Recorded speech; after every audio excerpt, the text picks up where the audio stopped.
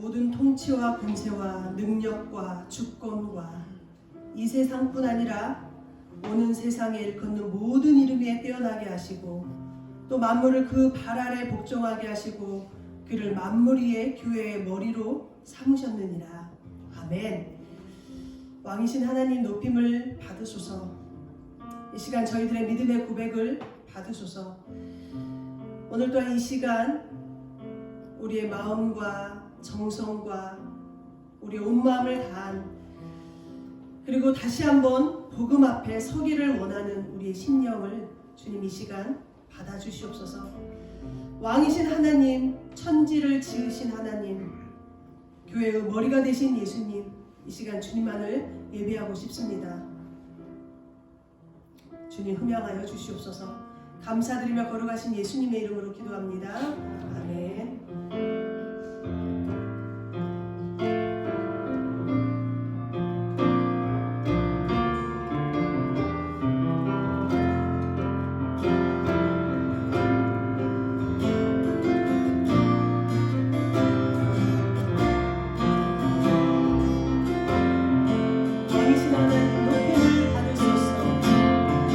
왕이신 하나님 높임을 받으소서.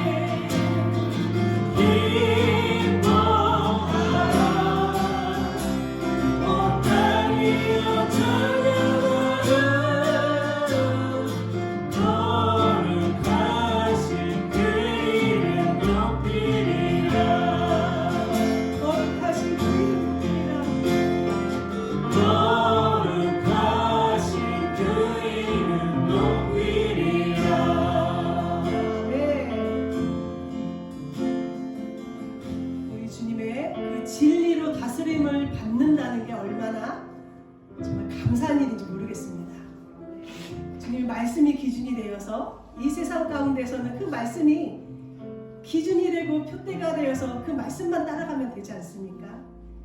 갈 바를 알지 못해서 방황하는 많은 영혼들이 있지만 우리는 진리이신 그리스도, 우리 예수님이 우리의 중심이 되셔서 우리 마음 안에서 모든 것들을 알려주시는 우리 주님 앞에 오늘도 감사함으로 주님 앞에 예배드렸으면 좋겠습니다. 찬양합니다.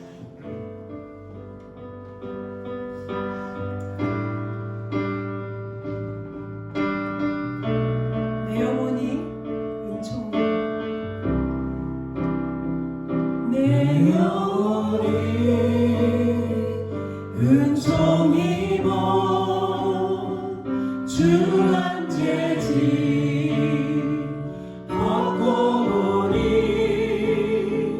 슬픔 많은 이 세상도 천국으로 와노라. 할렐루야 할렐루야 찬양하세 내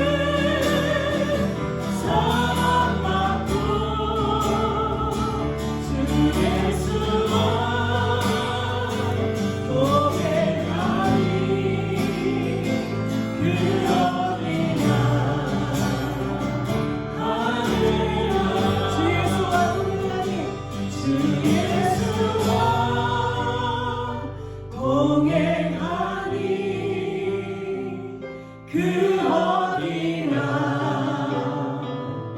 하느라. 아멘. 정말 우리 성령 하나님의 그 은혜를 입어서 아무리 어려운 상황 가운데 있을지라도 그 어디나 하늘나라가 되는 우리 모두가 됐으면 좋겠습니다. 지난 한 주 동안 저는 하루 24시간 그 혈압을 재는 기계를 한번 착용을 한 적이 있었습니다. 30분마다 저녁에 잠잘 때도 30분마다 기계는 움직여서 저희 혈압이 지금 잘 어떻게 되고 있는지를 이렇게 기록을 해주는 기계를 찼어요. 그걸 차면서 솔직히 자꾸 이렇게 팔을 압력을 가니까 좀 힘들기도 했지만 그것보다는 지금 나의 이 영적인 24시간의 영적인 이 상태를 30분마다 주님이 체크하셔서 그거에 대한 결론을 우리가 의사를 만났을 때처럼 우리의 영혼의 의사이신 주님을 만났을 때 주님은 나의 영적인 이 혈압을 뭐라고 하실까? 예수님이 말씀하시기 전에 우리 스스로 먼저 알 수 있을 것 같습니다. 그래서 주님 앞에 그런 고백을 또 하면서 주님을 찾았던 것 같습니다. 여러분의 오늘의 영적인 혈압은 지금 몇이 되십니까? 시절을 보니 뉴스를 틀면 지금 이 찬양이 우리가 곧 할 이 찬양처럼 전쟁과 기근과 환란과 또 코로나와 요즘은 또 독감까지 여러 가지 수많은 마지막 때를 알리는 어떤 시간 얘기들이 또 오고 가는 것 같습니다. 이럴 때 우리는 어떻게 할까요? 이 찬양 가사에 보면 주의 종 모세의 때와 같이 주의 종 다윗의 때와 같이 이런 가사가 있는데요. 이 가사에다가 우리의 이름을 한번 넣어봤으면 좋겠어요. 주의 종 미선의 때와 같이 언약이 성취되고 예배가 회복되네. 먼 훗날의 얘기가 아니라 바로 오늘의 언약이 성취되고 예배가 회복되는 오늘의 예배가 됐으면 좋겠습니다. 네, 찬양하겠습니다.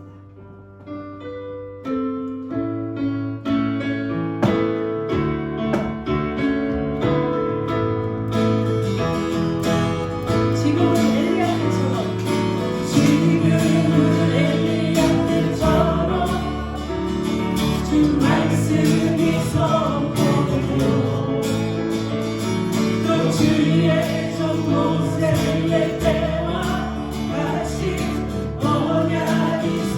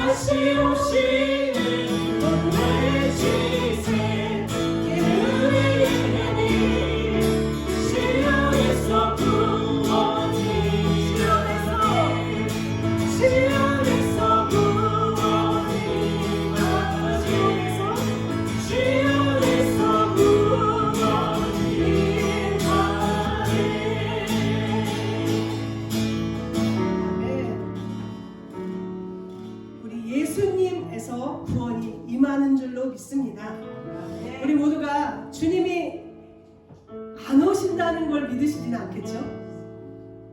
주님은 반드시 오신다고 하셨습니다. 그리고 우리는 반드시 죽을 수밖에 없습니다.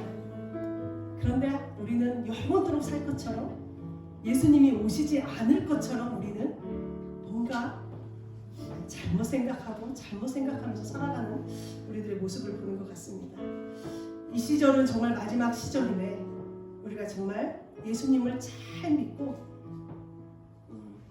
늘 항상 24시간 예수님과 동행하여서 마라나타 주 예수님 어서 오시옵소서, 주님이 언제 오시든 간에 우리는 마땅히 주님을 맞이할 수 있는 우리가 됐으면 좋겠습니다.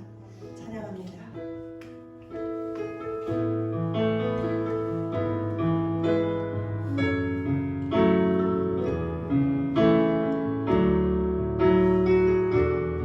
우리의 심령의 고백을 하기를 원합니다. 마라나타, 마라나타, 주 예수여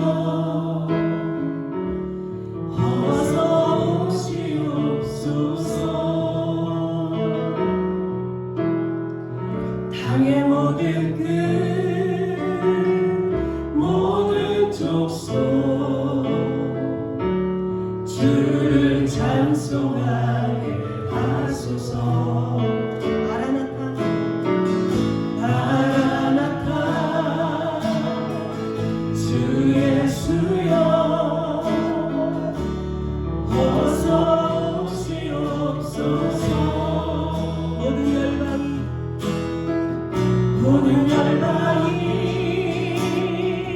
주께 돌아 춤추며 경배하게 하소서. 우리 주님 다시 오실 길을 막으자. 십자가를 들고 땅끝까지 우리 가리라. 우리 주님 하늘 영광 높은 먹을 때 우리 땅 끝에서 주를 맞으리.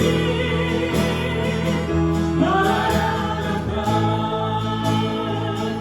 마라나타, 아멘.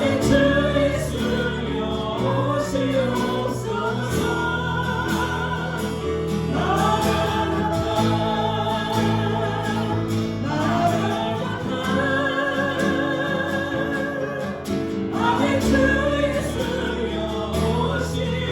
오시옵소서.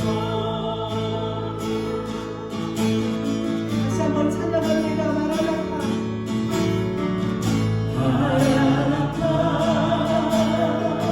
주 예수여 어서 오시옵소서. 땅의 모든 끝, 모든 족속 주를 찬송하게 하소서. 마라나타, 주 예수여 어서 오시옵소서. 모든 열방이 주께 돌아 춤추며 경배하게 하소서. 우리 주님 다시 오실 길을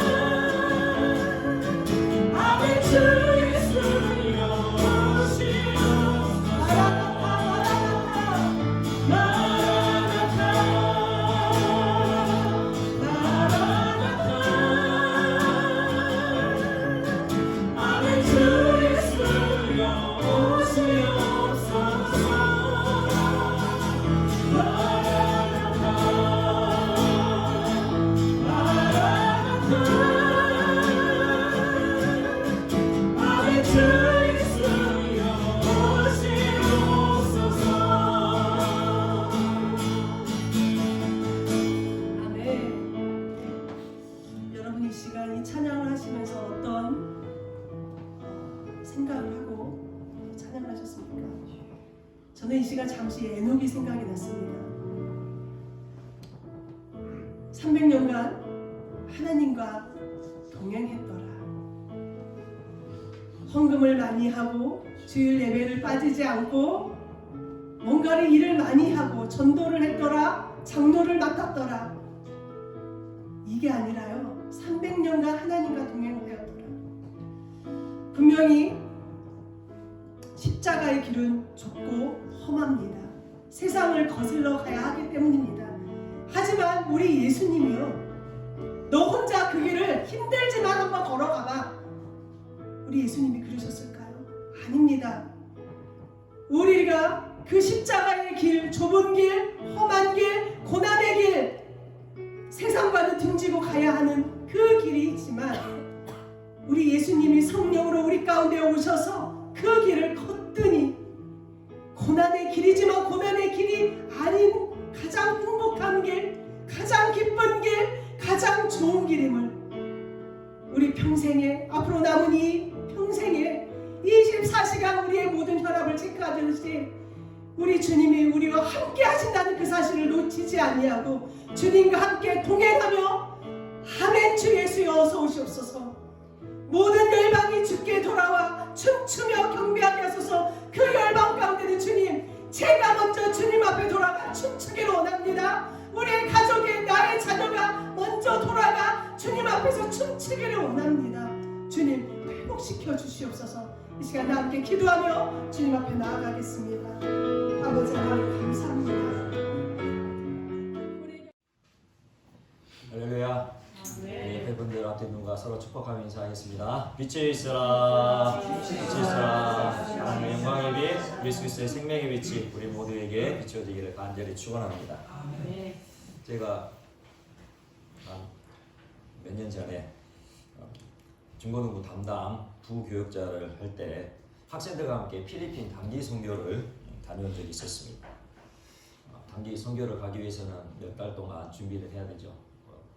태권, 부채춤, 여러 가지 것들을 준비해서 이 다양한 문화 공연을 한 후에 그 지역 목회자가 복음을 전하고 그 필리핀 지역의 영혼들을 구원하는 그 선교의 사역을 감당하기도 했습니다. 그리고 때로는 아이들과 팀을 나누어서 이렇게 집을 방문하고 또 길거리에서 만나는 사람들에게 안 되는 영어로 몸짓 발짓 해가면서 예수님을 전하기도 했죠.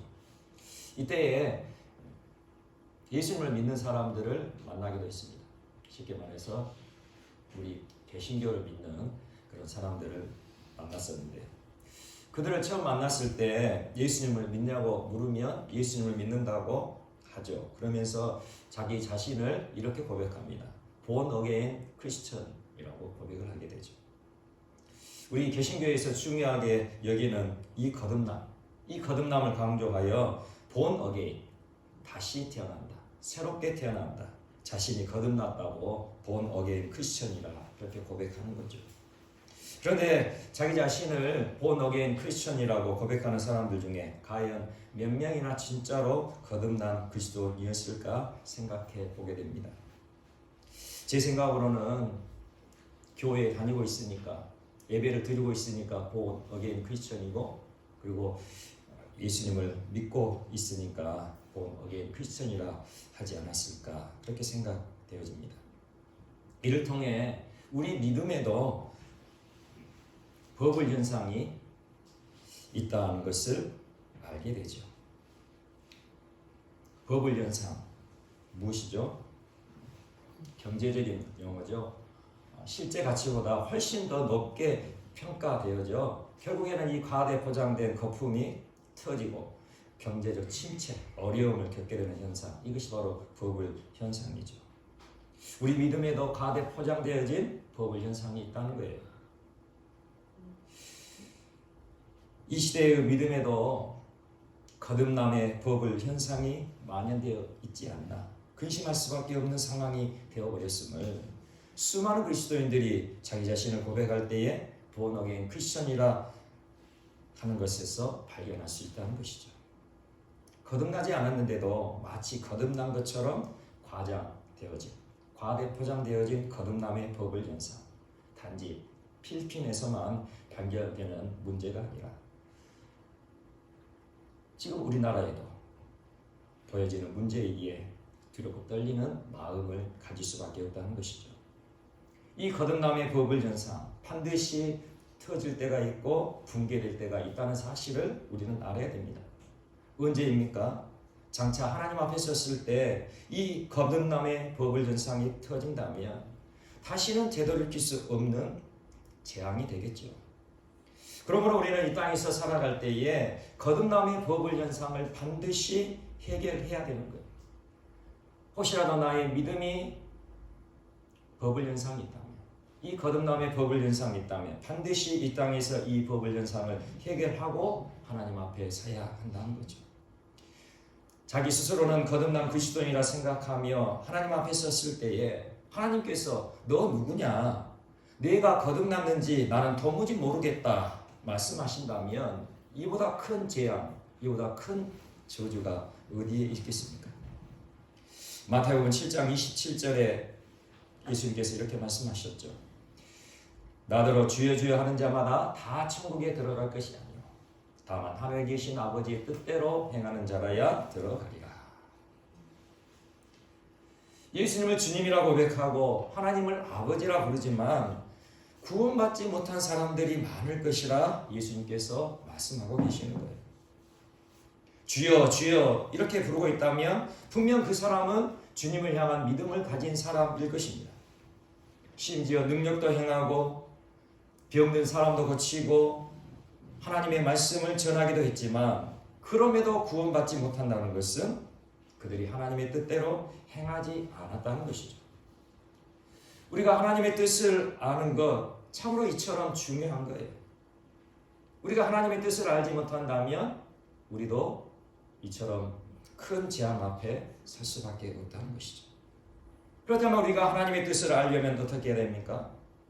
하나님의 뜻을 알려면 우리는 반드시 성경에 기록된 하나님의 말씀을 알아야 합니다. 하나님께서 우리에게 성경 말씀을 주신 이유, 왜 우리에게 이 말씀을 주셨는지 그것을 분명히 알아야 된다는 것이죠. 우리는 지금 신약 시대를 살아가고 있죠. 그리고 신약 시대를 열어주신 분이 바로 예수 그리스도이시고 예수 그리스도의 생애와 가르침을 기록한 말씀이 복음서라는 것을 우리는 알고 있습니다. 마태복음, 마가복음, 누가복음, 요한복음 이 말씀을 우리는 복음서라고 말하죠. 그런데 이 복음서를 보게 되면 예수 그리스도의 생애와 예수 그리스도의 가르침을 우리에게 보여주고 있는 말씀이 이 복음서예요. 그런데 이 복음서가 무려 4번이나 반복되어지고 있다는 사실을 우리는 어떻게 받아들여야 할까요? 물론 각각의 복음서마다 우리에게 가르쳐주고자 하는 그 주제와 의미가 조금씩 다를 수 있겠지만 예수님의 생애와 예수님의 가르침이 4번이나 중복되어져서 우리에게 보여지고 있다면 이 복음서를 4번이나 반복하여 기록하고 있다는 것은 그만큼 이 복음서의 내용이 중요한 것임을 알 수 있는 것이죠. 그래서 저는 오늘 복음서에서 나타난 구원의 가정에 대해 말씀을 나누려고 합니다.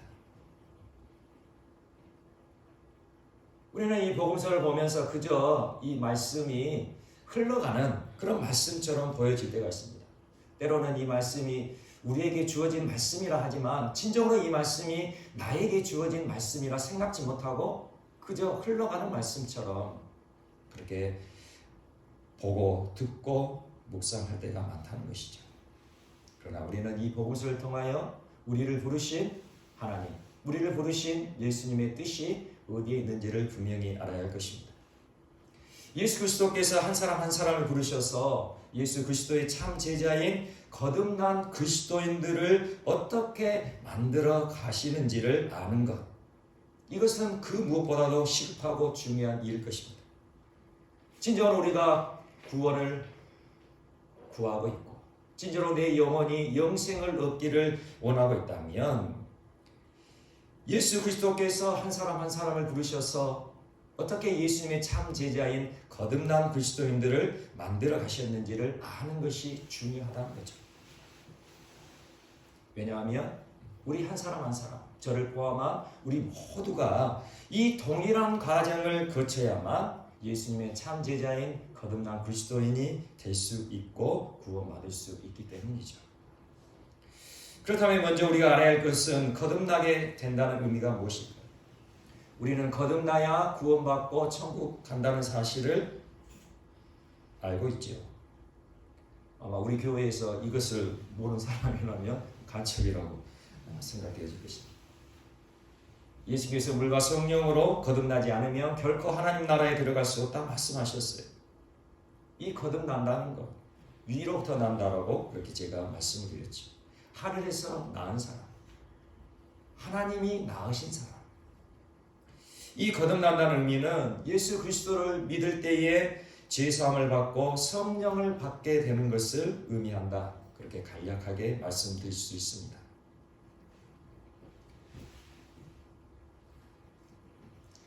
지금껏 하나님을 무시하고 하나님의 뜻에 거슬려 살아왔던 나의 삶을 이제 돌이켜 그 모든 죄가 참으로 추악하고 더러운 죄임을 깨닫고 그 모든 죄를 회개하며 돌이킬 때에 죄사함을 받고 그렇게 온전한 생명의 회개를 할 때에 그 영혼에 성령님께서 임하시는 거죠.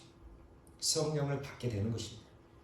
참으로 성령께서 우리의 마음에 오셔야만 거듭나게 되는 것이고 성령께서 내 마음에 오신 사람만이 구원받고 천국 갈 수 있음을 예수님께서 물과 성령으로 거듭나야 된다라고 그렇게 설명하신 것입니다. 흔히 예수님을 믿는다고 고백하면 성령께서 내 마음에 오신 것이다 말하는 사람이 있어요.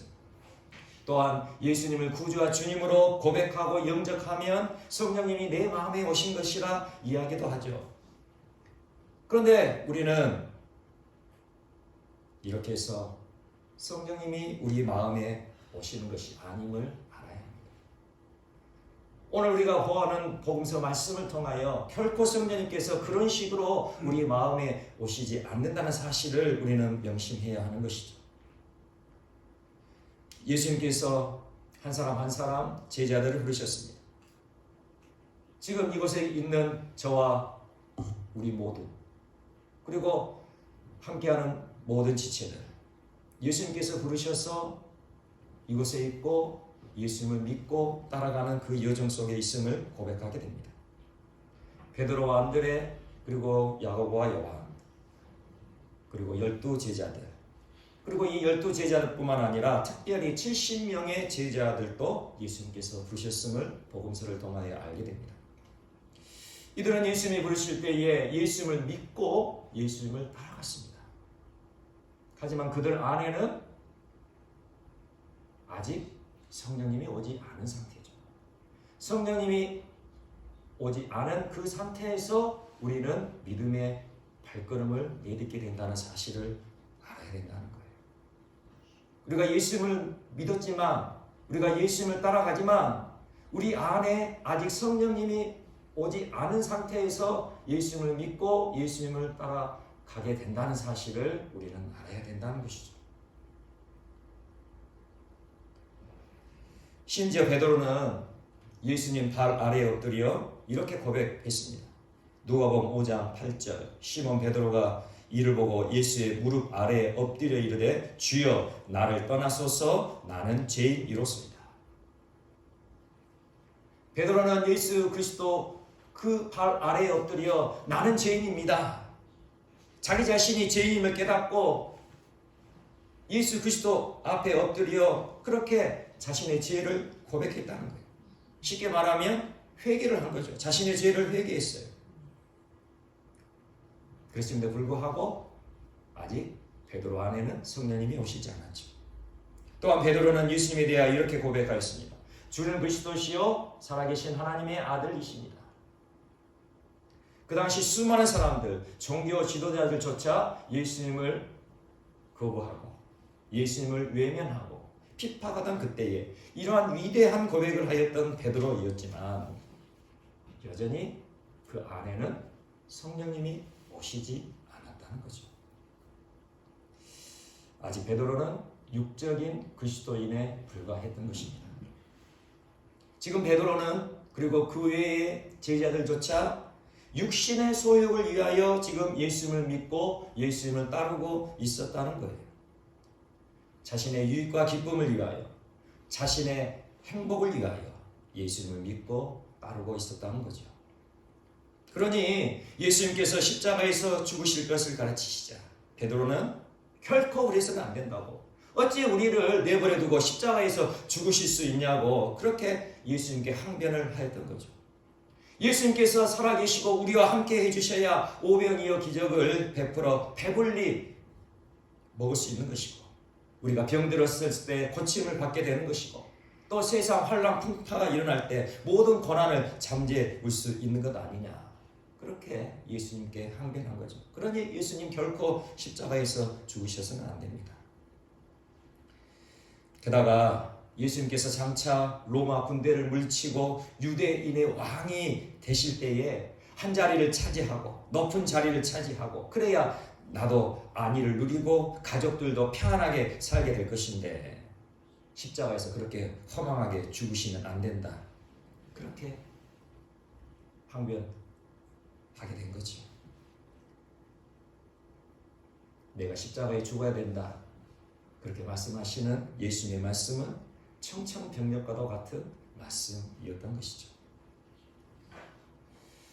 마태복음 10장 1절을 보면 예수님께서 12제자들을 부르셔서 더러운 귀신을 쫓아내며 모든 약한 것을 고치는 권능을 주셨다고 말씀하세요.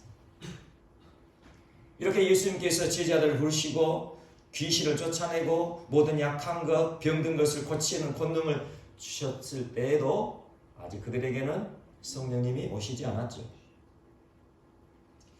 여기서 우리는 성령님이 아직 우리 마음에 오시지 않아도, 성령님이 우리 마음 안에 오시지 않아도 성령의 은사를 얼마든지 받을 수 있고 성령의 권능을 얼마든지 받고 능력을 행할 수 있다는 사실을 알게 됩니다. 이렇게 권능을 받은 제자들이었지만 여전히 서로 높은 자리를 차지하려고 싸우고 다투었던 제자들이었어요. 또 누가복음 10장 19절을 보면 이 70인의 제자들, 12제자 외에 또 다른 70인의 제자들에게도 예수님께서 뱀과 정갈을 밟으며 원수의 모든 능력을 제어할 권능을 주셨다고 말씀하죠. 그런데 이 제자들 중에서도 예수님을 떠나버린 사람들이 있었다는 것입니다. 이처럼 육적인 그리스도인은 예수님을 믿고 예수님을 따라가지만 여전히 자기 중심적인 사고와 가치를 버리질 못하죠. 이러한 육적인 그리스도인은 결정적인 순간이 오면 결코 주님의 뜻에 순종하지 못해요. 자기 뜻에 안 맞으면, 자기 자신에게 피해가 오면, 내 자신에게 손해가 되면, 내 삶이 어려워지면 주님의 뜻을 버리고 하나님의 뜻을 접어버리고 자신의 생각과 뜻대로 자신이 원하는 대로 행동하게 되죠. 바로 이러한 믿음의 모습이 육적인 그리스도인들의 모습인 거예요. 평상시에는 예수님을 믿고 따르는 것 같지만 내 삶에, 내 현실에 결정적인 어떤 어려움, 힘든 일이 생기면 결코 주님의 뜻에 순종할 수 없다는 거죠. 내 뜻, 내 감정이 우선되는 삶, 이것이 바로 육적인 그리스도인의 삶입니다.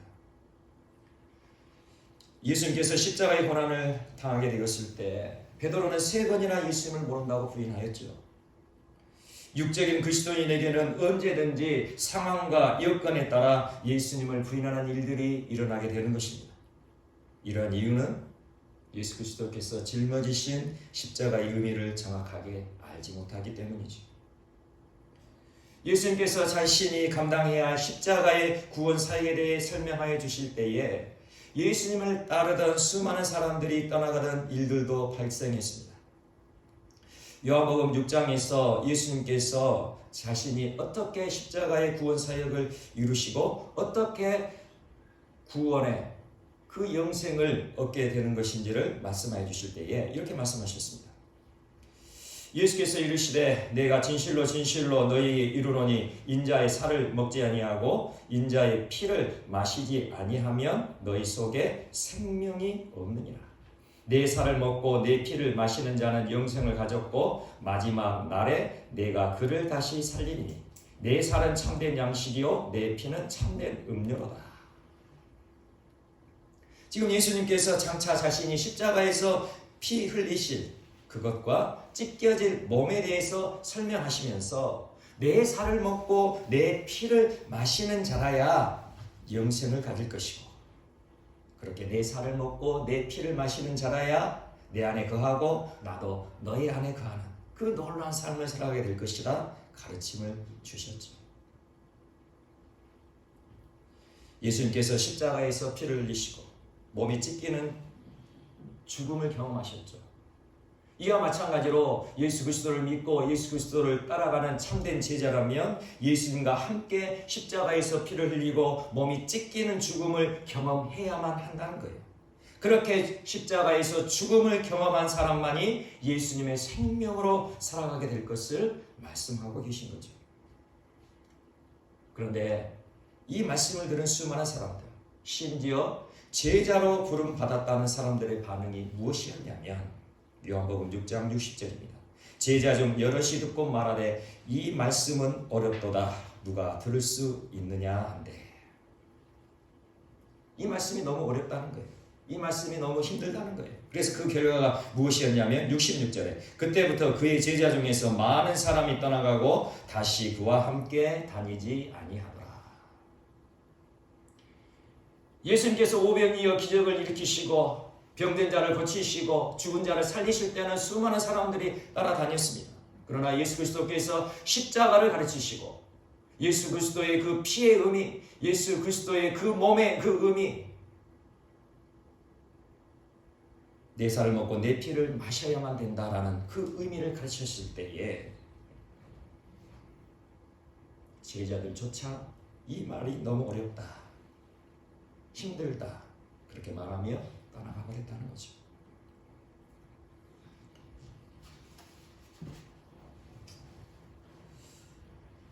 예수님은 자기 자신이 십자가에서 죽으실 것을 가르치실 때에 예수님을 따르는 참 제자라면 반드시 나와 함께 십자가에서의 죽음을 경험해야 한다라고 가르치셨던 거예요. 그런데 그 말씀이 어렵다고. 어떻게 예수님과 함께 그 십자가의 고난, 그 끔찍한 고난에 함께 할 수 있겠는가? 이 말씀은 너무 나에게 힘들다 하며 예수님을 떠나가 버렸다는 거죠. 지금의 시대도 마찬가지죠. 십자가의 고난보다는 부활의 영광을 더 열렬히 환영하는 시대입니다. 예수님께서 십자가에서 죽으심으로 모든 사망과 저주를 깨뜨리셨으니 예수님을 믿으면 무조건 잘되고 성공하고 영광을 누려야 한다 생각하며 예수님을 믿고 있죠. 하지만 이러한 믿음은 예수님이 가르쳐주시는 구원의 가정이 아님을 알아야 합니다. 십자가의 죽음 없이 부활이 없듯 고난 없는 영광은 없는 거죠. 마태복음, 마가복음, 누가복음에서 동일하게 가르치시는 예수님의 말씀이 무엇인 줄 아십니까? 나를 따라오려거든 자기를 부인하고 자기 십자가를 지고 나를 따를 것입니다. 예수님을 따르려면 자기 자신을 부인하고 자기 십자가를 지고 예수님을 따라야 된다라고 예수님은 마태복음, 마가복음, 누가복음에서 동일하게 세 번이나 반복하시며 말씀하셨어요. 이것은 자기 부인을 통하여 십자가에서의 죽음을 경험한 사람만이 거듭나게 됨을 강조하고 있는 거죠. 그런데 복음서인 요한복음에서는 이 말씀을 하시지 않았죠. 예수님을 따르려면 자기를 부인하고 자기 십자가를 지고 따라야 된다는 그 말씀을 요한복음에서는 하지 않으셨어요. 그러나 동일한 의미의 말씀을 이렇게 하셨죠. 요한복음 12장 24절에서 25절입니다. 내가 진실로 진실로 너희에게 이르노니 한 알의 밀이 땅에 떨어져 죽지 아니하면 한 알 그대로 있고 죽으면 많은 열매를 맺느니라. 자기 생명을 사랑하는 자는 잃어버릴 것이요 이 세상에서 자기의 생명을 미워하는 자는 영생하도록 보전하리라. 아멘. 한 알의 밀이 썩어 죽어져야 많은 열매를 맺는다는 의미. 이 의미가 무엇입니까? 바로 십자가에서 자신의 죽음을 경험한 사람이 거듭나게 되므로 풍성한 열매를 맺게 될 것을 말씀하고 있는 거예요. 하나님의 밀이 썩어져 죽는 것, 바로 십자가에서의 죽음을 경험하는 것이죠. 이것은 또 다른 말로 자기의 생명을 미워하는 것과 같은 거예요. 이것이 바로 자기를 부인하는 것과 같은 의미의 말씀이죠. 자기 생명을 사랑하는 자는 잃어버릴 것이요 이 세상에서 자기의 생명을 미워하는 자는 영생하도록 보존하리라. 자기의 생명을 미워하는 자는 거듭나서 영생을 얻을 것이라 그렇게 말씀을 하고 있는 거죠. 끊임없이 자기 중심적인 이기적인 삶을 부추기는 육신의 생명을 미워하는 것, 이 육신의 생명을 미워하는 것, 자기 생명을 미워하는 것, 이것이 바로 철저히 자기를 부인하는 것이고, 이렇게 철저히 자기를 부인하게 될 때 영생하도록 보존하게 될 것이다. 영생을 얻게 될 것이다. 그렇게 말씀하고 계십니다. 그러나 베드로와 제자들은 예수님을 주님으로 믿었지만 예수 그리스도께서 십자가에 죽으시고 부활하시기 전까지 여전히 육신의 소욕을 버리지 못한 채 예수님을 따라갔죠. 그래서 그 결과가 무엇입니까? 예수님이 함께하고 계시지만, 예수님께서 인도하고 계시지만, 예수님께서 그들을 이끌어가고 계시지만 여전히 그들은 실패를 경험했고 두려움을 경험했고 근심과 절망을 경험하였죠. 하지만 우리가 알아야 할 것은 이러한 실패와 두려움과 근심과 절망이 결코 헛되고 무익한 것이 아니라는 것이죠.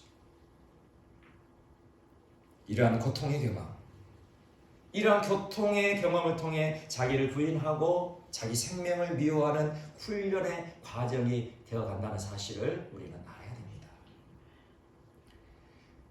이러한 고통의 과정을 통하여 실패와 두려움과 근심과 절망을 경험하게 될 때에 우리는 내가 아무것도 아닌 것인 거예요. 나는 아무것도 할 수 없는 자임을 그렇게 마음 깊이 각인하는 과정이 되어지는 것이죠. 그렇게 한번 실패를 경험하고, 그렇게 한번 절망을 경험하고, 그렇게 한번 걱정과 근심과 두려움에 휩싸일 때에 우리는 더욱더 우리 주 예수 그리스도를 의지하며 예수님을 따라가게 된다는 것입니다. 이제 예수님께서 베드로와 제자들에게 명령하셨습니다. 예루살렘을 떠나지 말고 하나님 아버지께서 약속하신 성령을 기다리라. 마침내 예수님께서 십자가에 죽으시고 3일 만에 부활하셨어요. 그렇게 부활하신 예수님께서 제자들에게 예루살렘을 떠나지 말고 하나님 아버지께서 약속하신 성령을 기다리라. 이렇게 말씀하신 거죠. 예수님께서 십자가에 죽으실 때 제자들의 모습은 어떠했습니까? 예수님께서 붙잡혀 가시고 십자가에 못 박혀 죽으실 때 제자들은 두려워서 자기 자신도 죽게 될까봐 집의 문을 꽁꽁 잠그고 숨어 있었던 사람들이었어요. 예수님처럼 붙잡혀 죽을까봐 그런 거죠. 그리고 예수님께서 십자가에 죽으신 후에 제자들은 갈릴리 고향으로 피난 갔던 사람들입니다.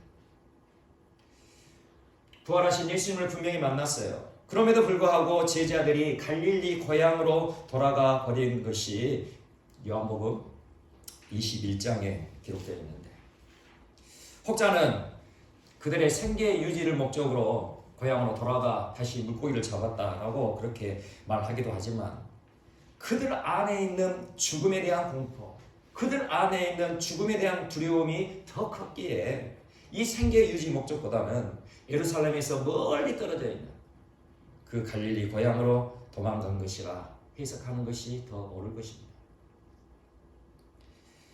그러므로 예수님께서 말씀하신, 명령하신 예루살렘을 떠나지 말고 하나님께서 약속하신 성령을 기다리라.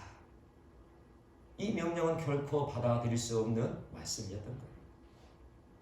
죽음에 대한 공포, 죽음에 대한 두려움 속에 갈릴리까지 그렇게 도망쳐버리고 피난 가버렸던 제자들에게 다시 그 예루살렘으로 들어가서 성령을 기다리라.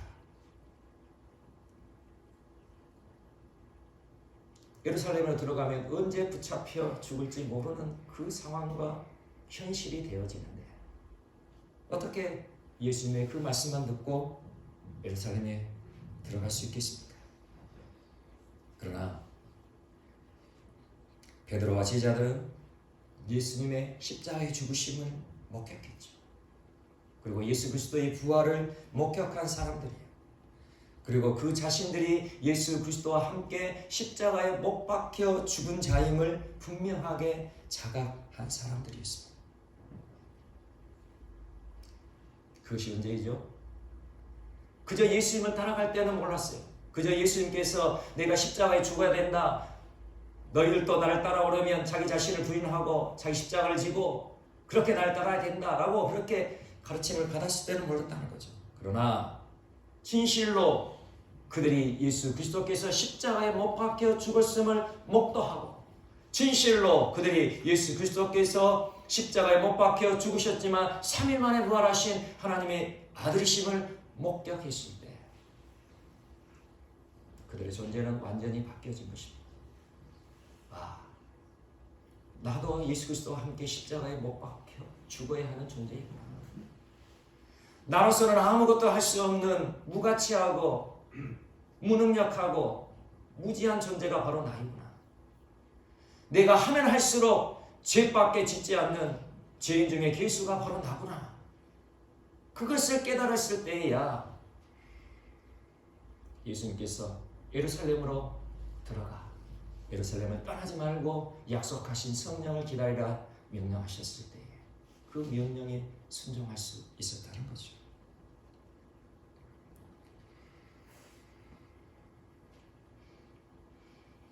베드로와 제자들은 자신의 노력과 의지와 계획대로 행하던 모든 것들이 다 헛되고 부질없는 것임을 처절하게 깨닫게 된 것입니다.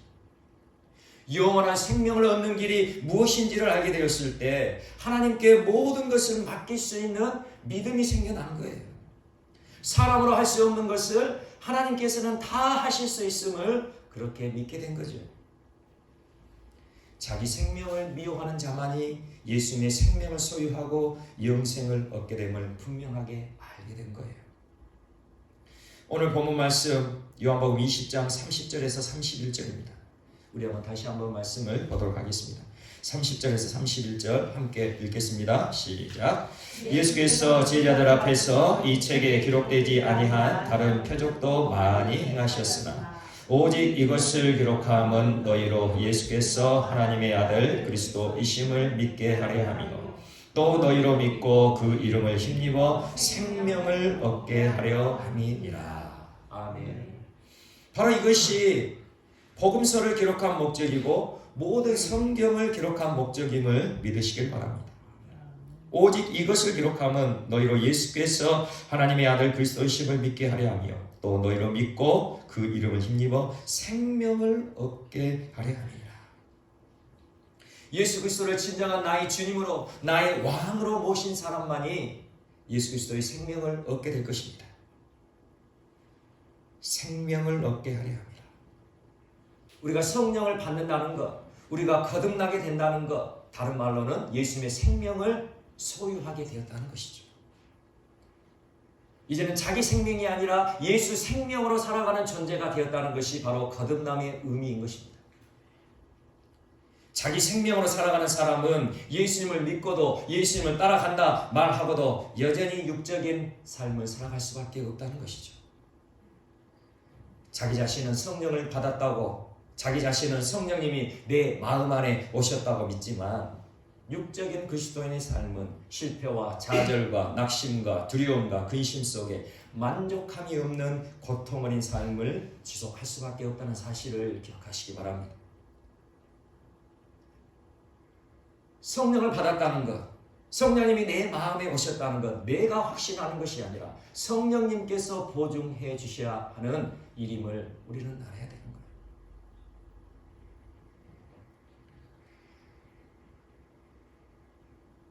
한 가지 질문을 드리겠습니다.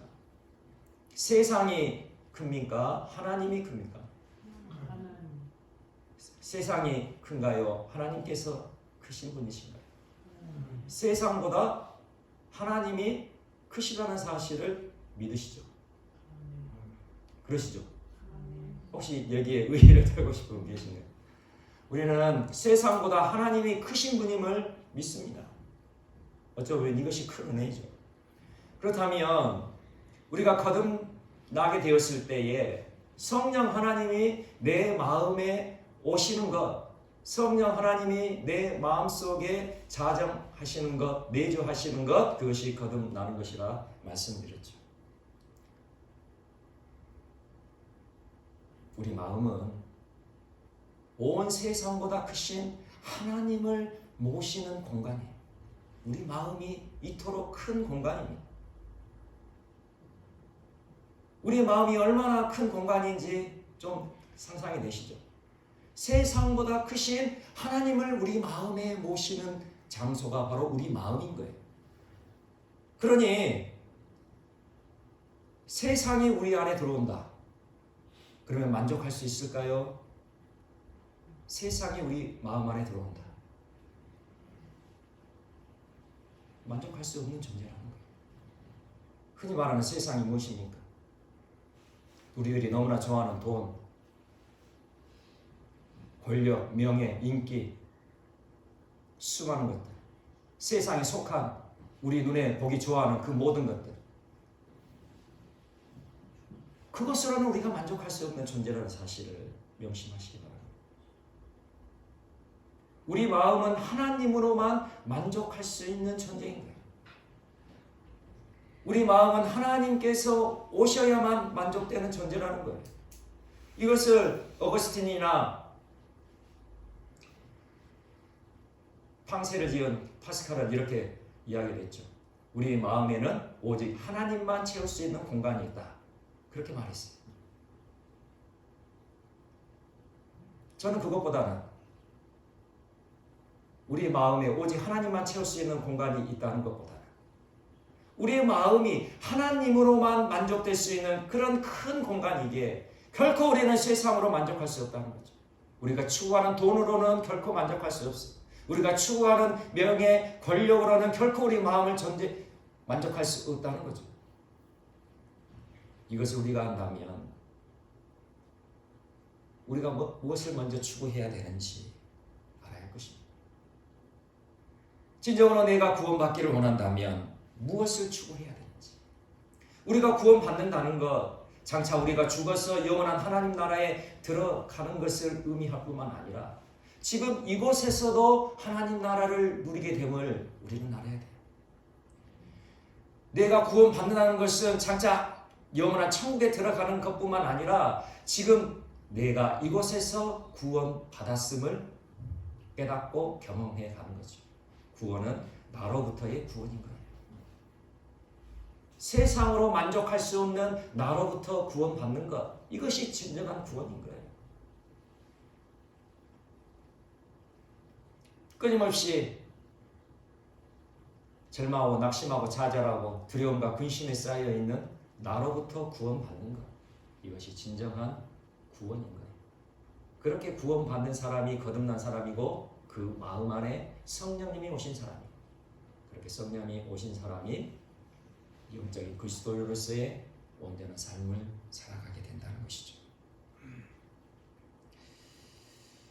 내 자신이 예수님과 함께 십자가에서 죽었음을 경험하는 자기 부인이 없는 한 결코 성령님이 우리 마음 안에 오실 수 없는 사실을 알아야 할 것입니다.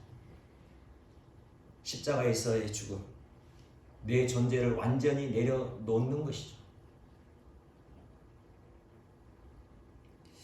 예수님의 십자가가 실제적인 나의 경험이 되어지기까지 계속하여 자기를 부인하며 자기 생명을 철저히 미워하는 삶을 이뤄가는 우리 모두가 되시기를 소망합니다.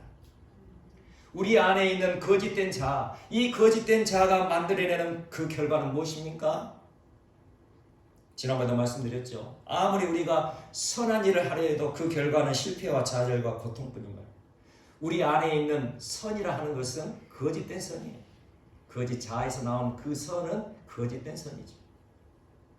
오직 예수님의 생명에서 나오는 선이 참된 선이고 그 참된 선이어야 좋은 결과, 좋은 열매를 맺는 선이 되어진다는 것이죠.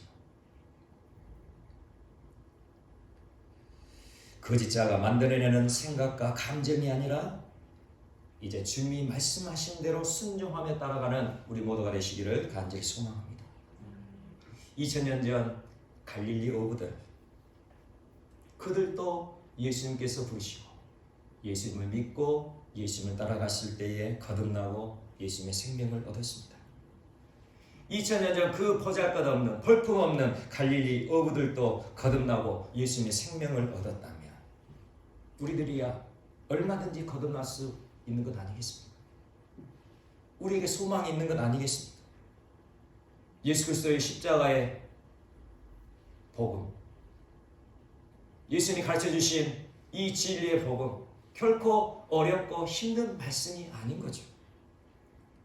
우리는 복음서에 나타난 예수 그리스도의 그 말씀대로, 예수님의 그 가르침대로 따라가면 그 어떠한 사람일지라도 다 거듭나고 영생을 얻게 될 줄 믿습니다. 이것이 우리의 소망인 거예요. 예수님을 믿고 예수님의 가르침대로 따라가면 그 사람이 어떠한 사람일지라도 미련하든 어리석든 가진 것이 없든 벌품이 없든 건강이 없든 다 거듭나고 영생을 얻게 될 것입니다.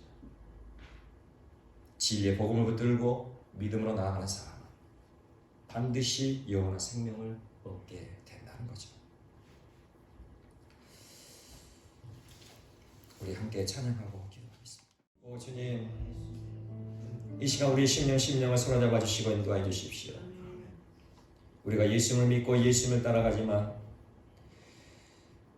우리가 거듭나지 않는다면 여전히 육적인 그리스도인의 삶을 여전히 육신의 열매를 맺혀가며 그렇게 살아갈 수밖에 없음을 오늘 말씀을 통해 보게 되니 참으로 우리가 원하는 것은 예수 그리스도 안에서 만족함을 누려가는 예수 그리스도께서 우리에게 약속하신 그 놀라운 풍성한 삶을 살아가기를 원하는 우리들의 소원이 있음을 고백하오니 주님, 우리의 심령을 붙들어 주시고 소망 가운데 예수 그리스도를 따라갈 수 있는 우리 모두가 될 수 있도록 역사하여 주십시오. 복음서에서 한 영을 부르셔서 예수님의 참된 제자로 이끄시고 거듭난 하나님의 자녀로 이끄셨던 예수님의 그 가르침을 우리가 분명히 하라. 그 가르침 가운데 우리의 삶을 맡겨 드릴 수 있도록 인도하여 주십시오. 세상이 아무리 좋고 세상이 아무리 화려하여도 세상으로는 만족할 수 없는 우리들임을 분명히 깨달아 오직 하나님으로만 만족할 수 있는 우리 존재임을 알고 자기 생명을 미워하게 하소서. 내 자신을 철저히 부인하게 하소서. 나라는 존재를 온전히 내려놓게 하셔서 그렇게 내 자신이 부인되어질 때 예수 그리스도의 생명이 부어지고 하나님의 거룩한 영이신 성령님이 내 안에 오시는 거듭남의 역사가 우리 모두 안에 일어날 수 있도록 은혜로 이끄시고 역사하여 주십시오. 그렇게 하실 줄을 믿고 소망 가운데 믿음으로 나아가기를 간절히 소망합니다. 주님 인도하여 주십시오. 감사합니다. 예수님 이름으로 기도드립니다. 아멘.